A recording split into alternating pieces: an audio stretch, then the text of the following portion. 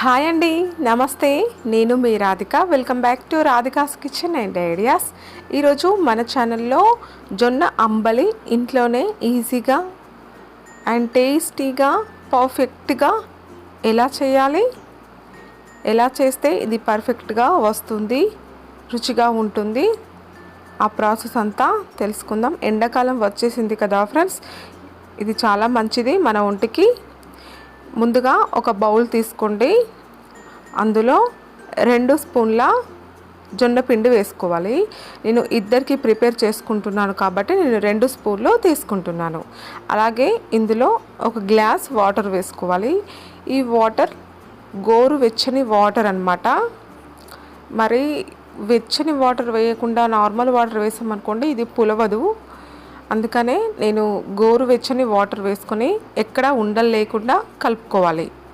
చూసారు కదా, ఇలా కలుపుకున్న పిండిని నైట్ నానబెట్టుకోవాలన్నమాట. దీనిని 8 నుంచి 10 గంటల వరకు నానబెట్టుకోవాలి.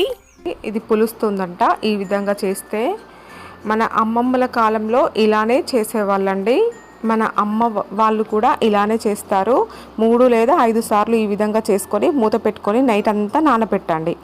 ఆ తర్వాత చూస్తే మనకు పైన మొత్తం ఈ విధంగా వచ్చేస్తుంది. చూసారా ఎలా వచ్చిందో? ఇలా వచ్చేస్తుంది అన్నమాట, నురగ నురగగా ఇలా చేయడం వల్ల. ఇలా వస్తే మనకు పర్ఫెక్ట్గా పిండి అనేది వచ్చేసింది అన్నట్టు. చూసారు కదా, ఇలా వచ్చిన తర్వాత దీనిపైన నురగనంతా తీసేసుకోండి. ఈ పిండి పైన నురగనంతా ఇలా తీసేసుకున్నాం కదా. ఇప్పుడు స్టవ్ ఆన్ చేసుకొని ఒక బౌల్ని పెట్టుకోండి. అందులో 2 గ్లాసుల వాటర్ వేసుకోవాలి. నేను ఇద్దరికి ప్రిపేర్ చేసుకుంటున్నాను కాబట్టి నేను ఏ గ్లాస్తో ముందు పిండిని నానబెట్టుకున్నానో అదే గ్లాస్తో వాటర్ తీసుకున్నానండి. నేను 2 గ్లాసుల వాటర్ తీసుకున్నాను. అంటే ముందు 1 గ్లాసు, నైట్ నానబెట్టుకునేటప్పుడు 1 గ్లాసు, ఇప్పుడు 1 గ్లాసు, అంటే 2 గ్లాసులు 3 గ్లాసులు అనమాట. చూసారు కదా, ఇందులో రుచికి సరిపడా ఉప్పును వేసుకొని కలుపుకోవాలి. ఈ వాటర్ మనకి రోలింగ్ బాయిల్ కావాలండి, మంచిగా ఉడకాలన్నమాట వాటర్. ఇలా ఉడుకుతున్నప్పుడు పిండిని ఓసారి ఈ విధంగా కలుపుకోండి, ఎందుకంటే పిండి అంతా కిందికి వచ్చేస్తుంది కదా. ఇలా కలుపుకొని ఇందులో ఈ పిండిని మొత్తంగా వేసుకోవాలి.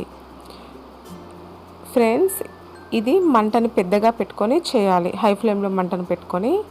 ఇలా చేసి వెంటనే కలుపుతూనే ఉండాలి, ఎందుకంటే ఉండలు కట్టేస్తుంది కదా. అందుకనే ఇలా కలుపుతూనే ఉండాలి.